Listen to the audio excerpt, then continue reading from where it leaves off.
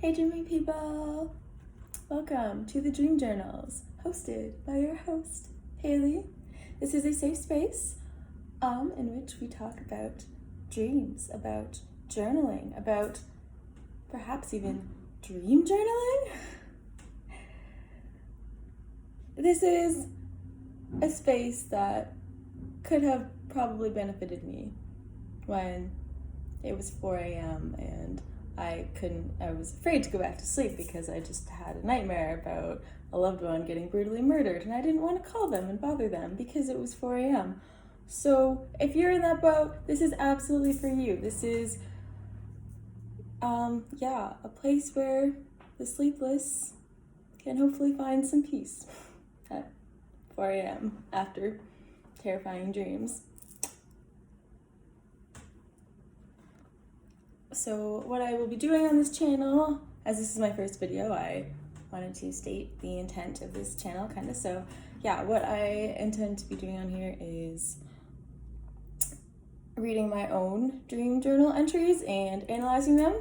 So that's what some of these videos will be about. And then some of the time I will read from the dream journals of others. So all of the dreams that I have so far that I will be reading today were sent to me on Reddit, so I will put my Reddit in the description box. I will put the Reddits of all the dream contributors in the description. So yeah, if you want to send dreams to me that way, if you want to comment them, if you prefer to email them to me, I'll put my email in the description. Just however you want to reach me.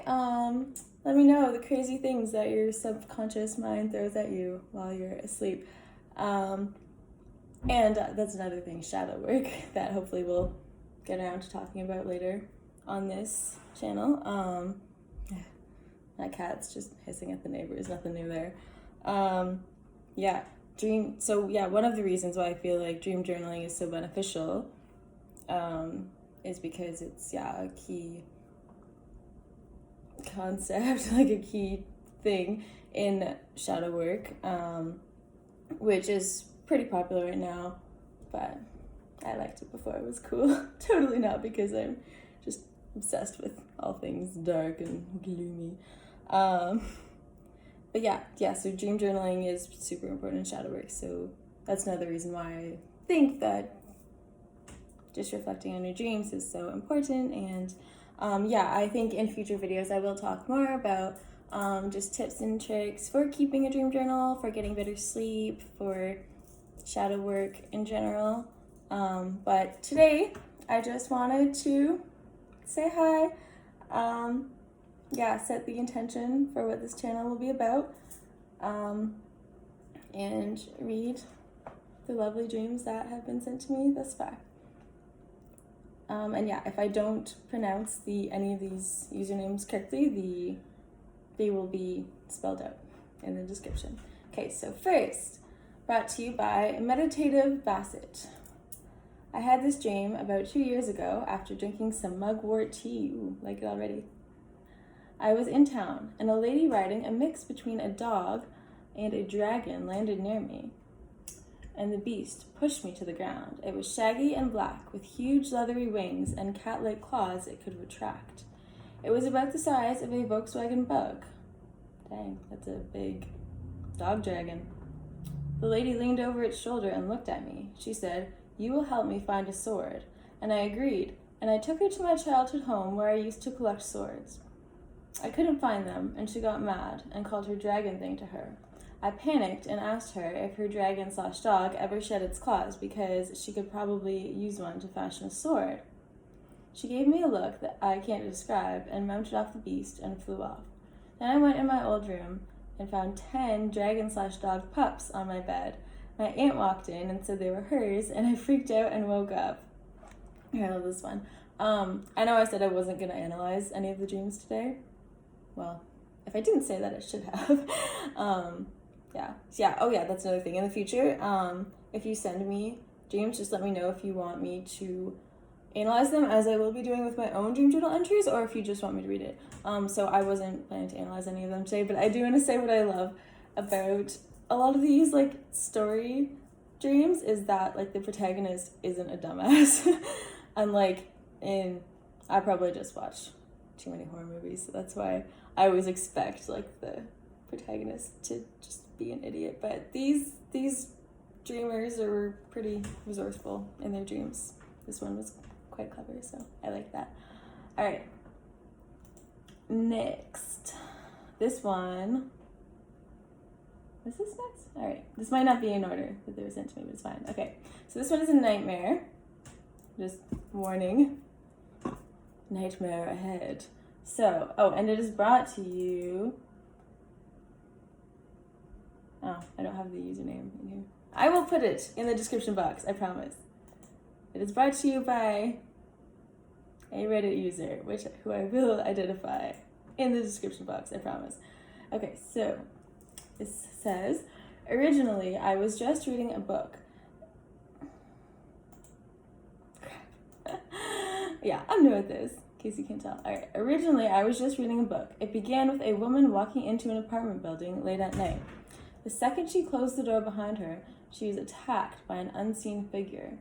She runs out of the building, but instead of the bustling city block, everyone had vanished, except for a silhouetted man.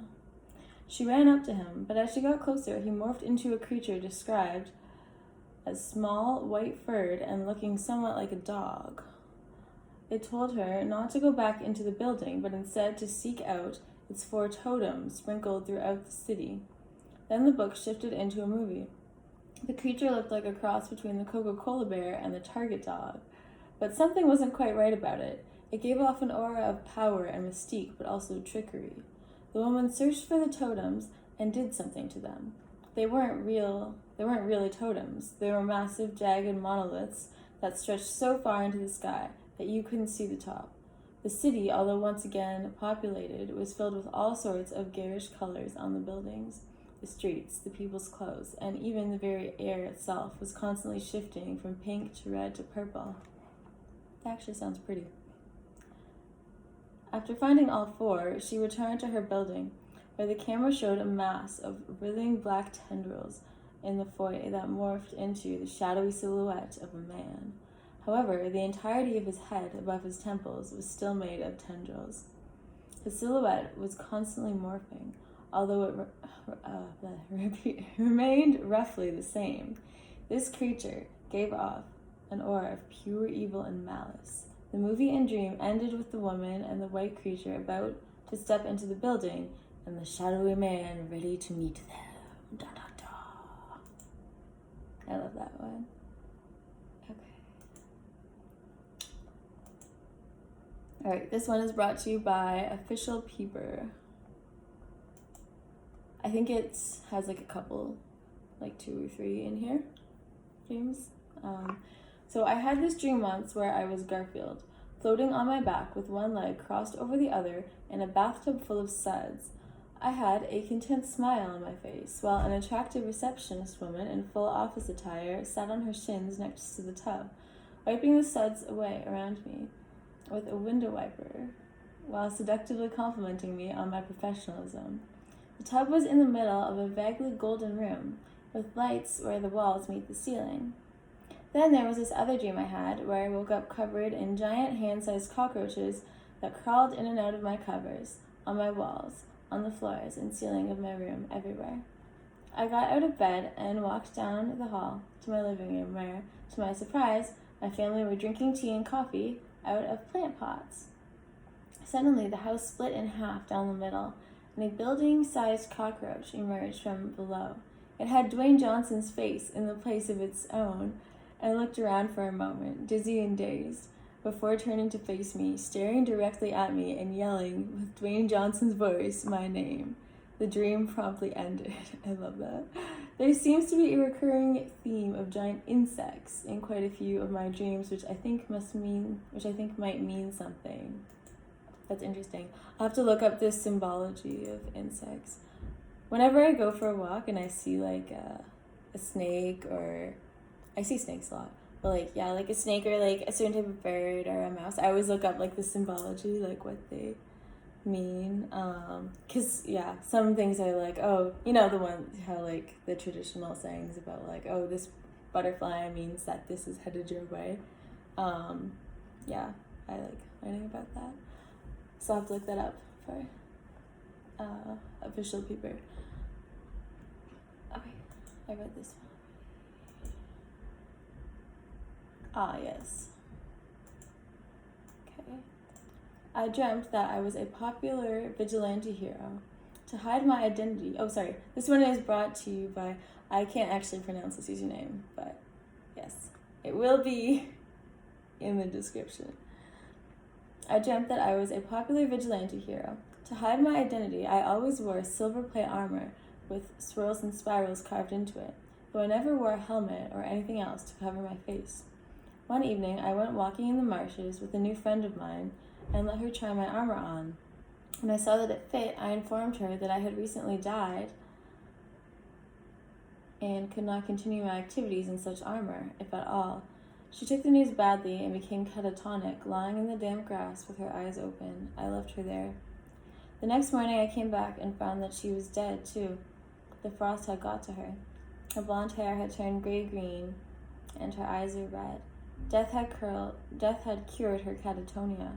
From then on, she took my persona, and together we continued the hunt for evildoers. I don't know why, but I get like Jack and Sally vibes from that. Okay, this one. Okay, I read the Garfield one. I read the Nightmare and... Yes, okay. Sorry, these didn't send. I sent them to myself on my email and they didn't send in the proper order, so that's why I got a little lost. But anyways, thank you so much for being here and for, just watching my first video. I hope they will be better quality from now on. And dream on.